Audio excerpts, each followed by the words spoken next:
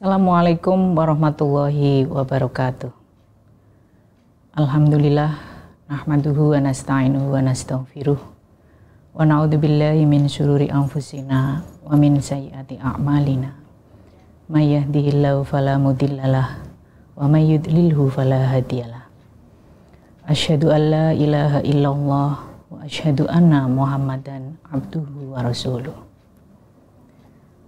Pemirsa Sangaji TV yang dirahmati Allah, mari sama-sama kita panjatkan puji syukur kehadirat Allah Subhanahu wa Ta'ala, karena hingga saat ini kita masih diberi nikmat sehat, nikmat iman, nikmat waktu luang, sehingga kita bisa bersilaturahim dalam acara siraman rohani Sangaji TV. Sholawat dan salam semoga tetap tercurahkan kepada junjungan kita bersama, Nabi Agung, Nabi Besar Muhammad Sallallahu Alaihi Wasallam. Semoga kita semua senantiasa istiqomah menjalankan ajaran-ajaran beliau dan insya Allah kelak mendapatkan syafaatnya. Amin, Allahumma amin.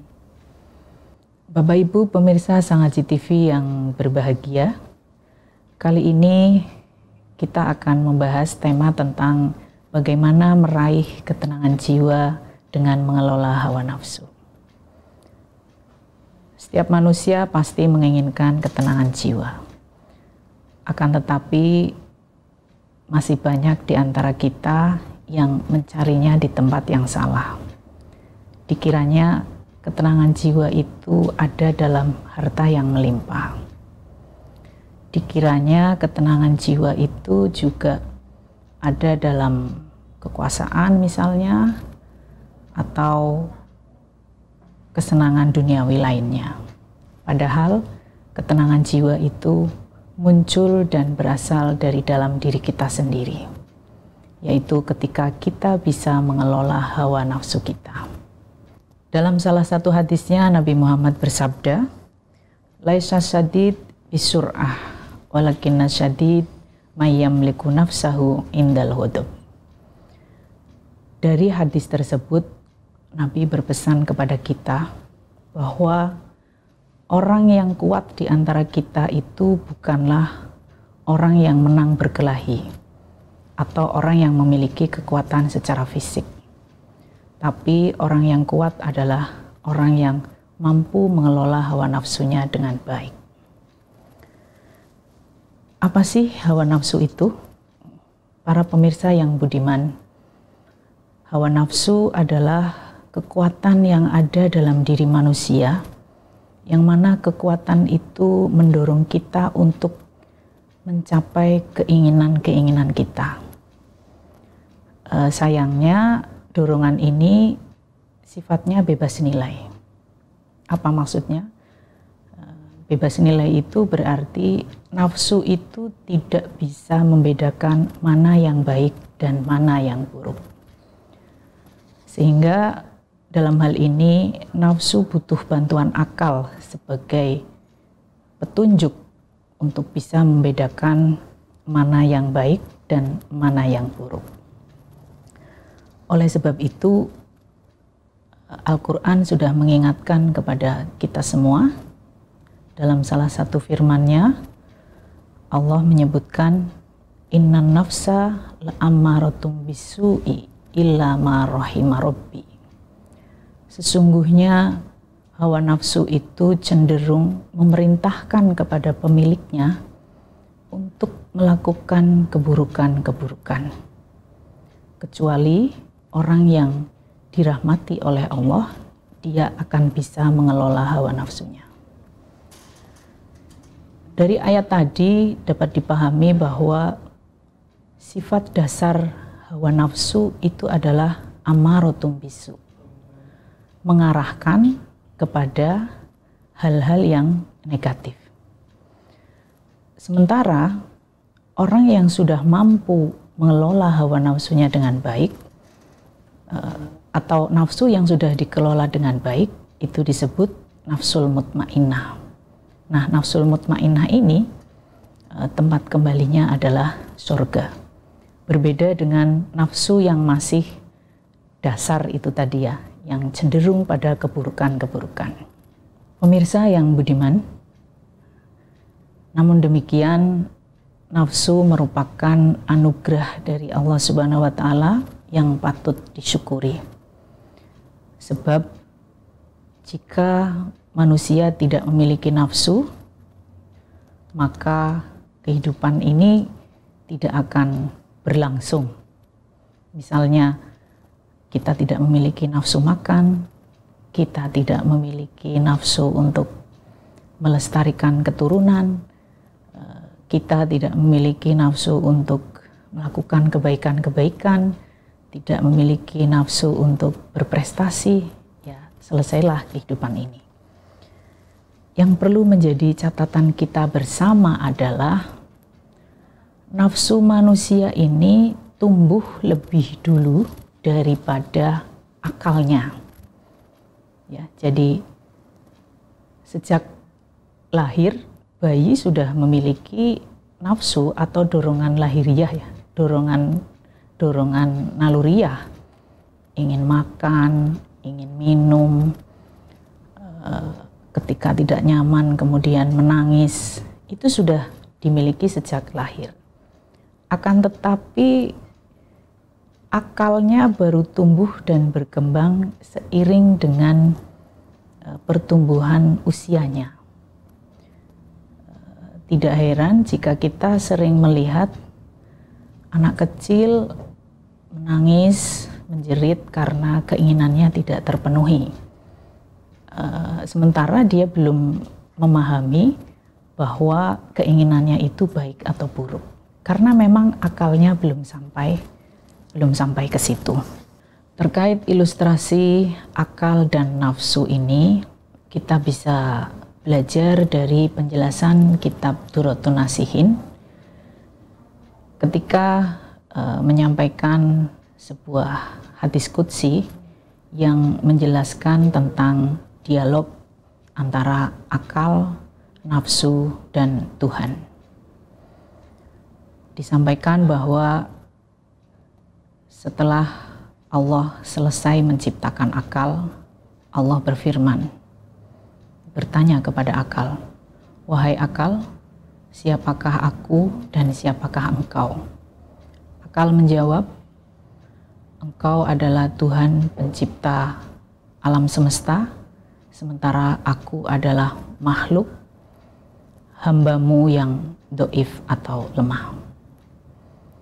Setelah menciptakan akal, kemudian Allah menciptakan nafsu. Setelah selesai penciptaan nafsu, Allah bertanya, "Wahai nafsu, siapakah engkau dan siapakah aku?" Nafsu menjawab, "Engkau adalah engkau, aku adalah aku." Karena jawabannya ini, kemudian nafsu dimasukkan ke dalam api neraka dan disiksa selama 1000 tahun.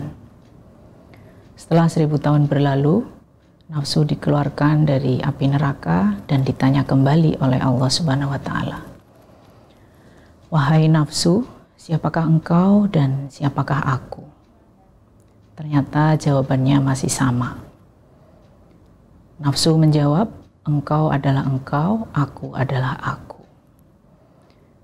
Karena jawabannya masih sama, maka nafsu dimasukkan lagi ke dalam api neraka dan disiksa selama 1000 tahun.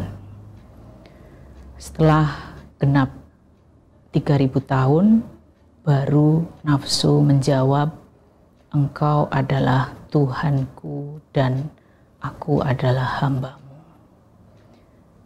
Dari situ dapat dipahami bahwa nafsu memerlukan bantuan akal untuk dapat memahami Tuhan yang harus disembahnya.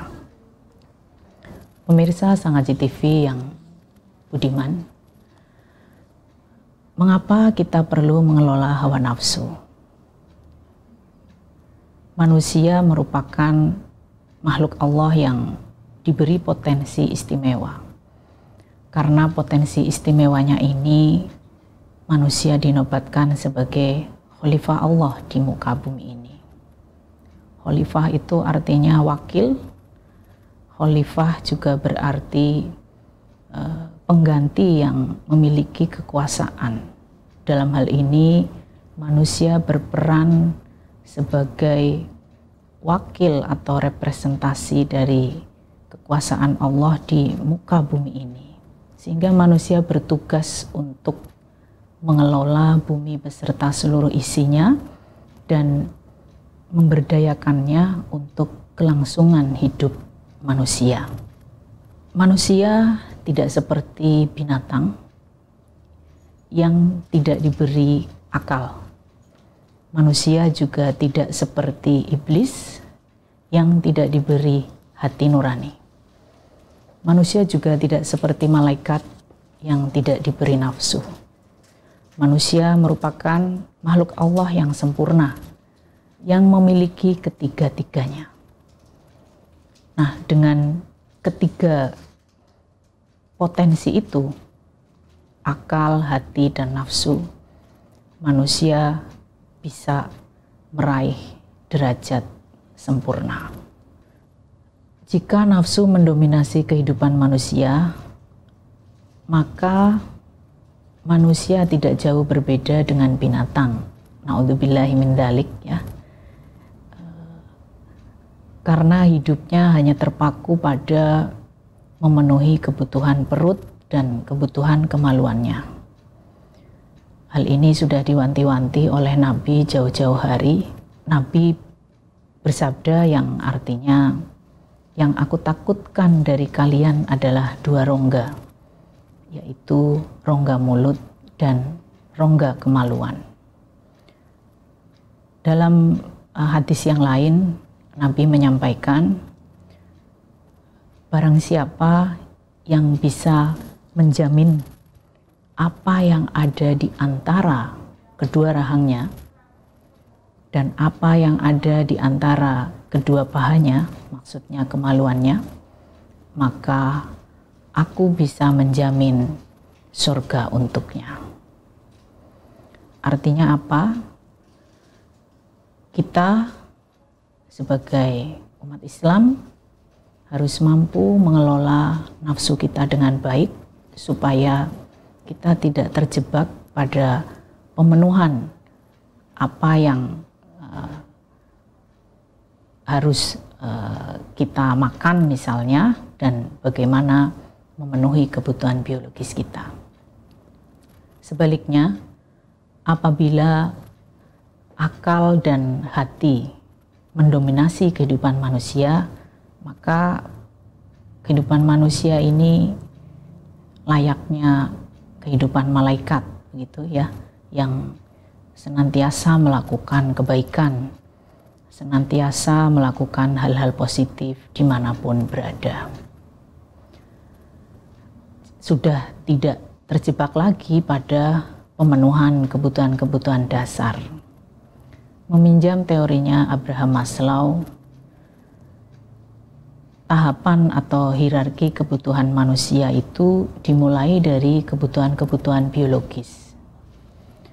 Banyak di antara kita yang terjebak pada bagaimana memenuhi kebutuhan biologis ini, atau kebutuhan dasar, yaitu kebutuhan sandang, pangan, papan. Sementara ada kebutuhan lain, kebutuhan di atasnya yang sebetulnya itu juga penting. Karena ketika kebutuhan-kebutuhan itu diabaikan, maka akan muncul penyimpangan. Kebutuhan apa saja itu? Misalnya kebutuhan tentang cinta kasih, kebutuhan akan rasa aman, kebutuhan akan dihargai, kebutuhan akan dihormati. Jadi, dalam beberapa kasus pelaku tindakan kriminal ataupun pelaku penyimpangan seksual itu ditengarai pada masa kecilnya mereka tidak mendapatkan kebutuhan-kebutuhan akan cinta kasih atau kurang diperhatikan oleh lingkungannya. Naudzubillahi min dzalik. Pemirsa yang budiman, oleh sebab itu bagaimana kita mengendalikan atau mengelola hawa nafsu kita. Imam Al-Ghazali mengajarkan kepada kita tahapan-tahapan yang bisa kita lalui, yang biasa disebut dengan istilah tazkiyatun nafs atau penyucian jiwa. Tahapan-tahapan ini dimulai dengan yang pertama, takholli. Apa itu takholli? Takholli berarti kita mengosongkan jiwa kita dari hal-hal yang negatif, mengosongkan hati kita dari sifat-sifat yang merusak hati. Iri, dengki, sombong, itu harus dihilangkan atau diminimalisir begitu ya. Supaya kita bisa naik ke tahap berikutnya, yaitu tahalli. Apa itu tahalli? Tahalli adalah bagaimana kita menghiasi diri kita dengan hal-hal positif, dengan sikap-sikap yang baik, sikap-sikap yang terpuji. Contohnya ya peduli kepada sesama, tulus, ikhlas dalam membantu sesama, dan sikap-sikap lain yang itu mendatangkan hal-hal positif. Setelah tahalli, kemudian tajalli. Tajalli ini tahapan di mana nur atau cahaya ilahi tersingkapkan sehingga seseorang bisa langsung sambung dengan Allah Subhanahu wa Ta'ala. Tajalli ini bisa ditradisikan, dibiasakan dengan melakukan ibadah sholat sunnah, melakukan puasa sunnah, dan memenuhi hari-hari dengan mendekatkan diri kepada Allah. Pemirsa yang budiman, demikianlah beberapa tips sederhana untuk bagaimana kita mengendalikan hawa nafsu kita. Perlu kita pahami bersama, hawa nafsu itu bagaikan dua sisi mata uang ya. Yang satu positif, yang satu negatif. Pertanyaannya adalah bagaimana kita mendidiknya? Sudahkah kita memposisikannya secara proporsional supaya kita menjadi orang yang merdeka, bukan orang yang terjajah karena tuntutan hawa nafsu kita. Billahi taufik wal hidayah. Akhirul kalam. Wassalamualaikum warahmatullahi wabarakatuh.